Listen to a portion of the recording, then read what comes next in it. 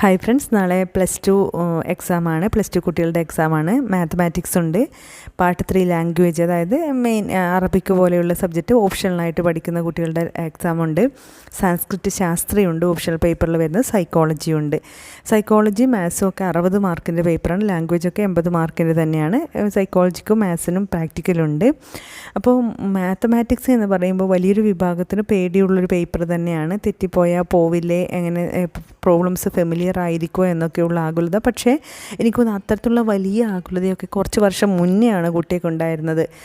കാരണം ഇപ്പോൾ മാത്സ് 80 മാർക്കിൽ നിന്ന് 60 മാർക്കായി പ്രാക്ടിക്കൽ വന്നതോടുകൂടി പരാജയം ഗണ്യമായി കുറഞ്ഞിട്ടുണ്ട്. മാത്സിൽ ഫെയിലാവുക എന്നുള്ള, ഒരുപക്ഷെ മാത്സിന് പ്രാക്ടിക്കൽ കൊണ്ടുവരാൻ വേണ്ടി ടീച്ചേഴ്സ് അത്രയും എഫേർട്ട് ഇട്ടത് തന്നെ അതാണ്. ബാക്കി കെമിസ്ട്രി, ഫിസിക്സ്, ബയോളജി ഒക്കെ 60 മാർക്കിന് എഴുതുമ്പോൾ മാത്സ് മാത്രം 80 എഴുതുന്നു. ഏറ്റവും കൂടുതൽ കുട്ടികൾ മാത്സിന് തോക്കുന്നത് വലിയൊരു പ്രശ്നമായിരുന്നു. അപ്പോൾ ഇപ്പം മാത്സിൻ്റെ പരാജയം നന്നായിട്ട് കുറഞ്ഞിട്ടുണ്ട് കുട്ടികൾ. കാരണം 36 മാർക്ക് 2 വർഷം കൂടിയിട്ട് നമുക്ക് പാസ്സാവാൻ വേണ്ടി വേണ്ടു.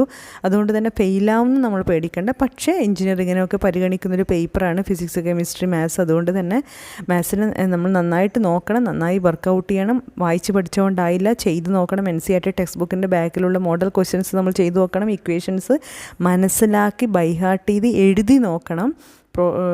ഒരു ഗ്രാഫൊക്കെ നമ്മൾ ഒരു തവണയെങ്കിലും ഒന്ന് വരച്ച് നോക്കണം. നമുക്ക് വേണ്ടുന്ന മെറ്റീരിയലൊക്കെ ഇന്ന് തന്നെ എടുത്ത് വെക്കണം. അതായത് കാൽക്കുലേറ്ററൊക്കെ നമുക്ക് ഫെമിലിയർ ആയത് തന്നെ, വർക്ക് ചെയ്യുന്നത് തന്നെ എടുത്തിട്ട് നമ്മൾ പോകുക.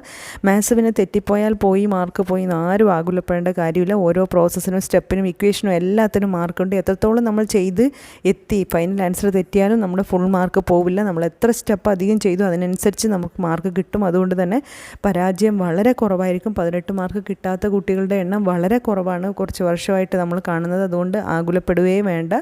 അതുപോലെ തന്നെ സൈക്കോളജി ആവട്ടെ, സാൻസ്ക്രിറ്റ് ശാസ്ത്രമാവട്ടെ, ഇതൊന്നും കൂടുതൽ ഒരുപാട് എഴുതാനുള്ള പേപ്പേഴ്സ് അല്ല. പക്ഷേ കൃത്യമായി പഠിക്കാനുണ്ട്. ലാംഗ്വേജ് ഒരുപാട് എഴുതാനുള്ളെങ്കിലും അതിലും മറ്റു കാര്യങ്ങളൊക്കെ നമുക്ക് ചെയ്യാം. മാർക്ക് സ്കോർ ചെയ്യാൻ പറ്റുന്നത് തന്നെയാണ്. സെക്കൻഡ് ലാംഗ്വേജ് പോലെ എഴുതി പോകേണ്ടതല്ല. എന്തായാലും നാളത്തെ എക്സാം എല്ലാവർക്കും ഈസി ആയിരിക്കട്ടെ. ടെക്സ്റ്റ് ബുക്കിലുള്ള കാര്യങ്ങൾ മാക്സിമം നമ്മൾ ചെയ്യാനും പഠിക്കാനും നോക്കി മനസ്സിലാക്കാനും വർക്കൗട്ട് ചെയ്ത് നോക്കാനൊക്കെ പ്രത്യേകം ശ്രമിക്കുക. മാത്സിനെ കുറിച്ചുള്ള ആകുലത വേണ്ട. നമ്മുടെ കഴിഞ്ഞ എക്സാംസൊക്കെ ടഫായതുപോലെ, അല്ലെങ്കിൽ കെമിസ്ട്രി, ഫിസിക്സൊക്കെ ടഫായിരുന്നതുപോലെ മാത്സ് ആവുമെന്ന് ആകുലപ്പെടേണ്ട. മാത്സ് നാളെ എളുപ്പമായിരിക്കും, നിങ്ങൾക്ക് ചെയ്യാൻ പറ്റും.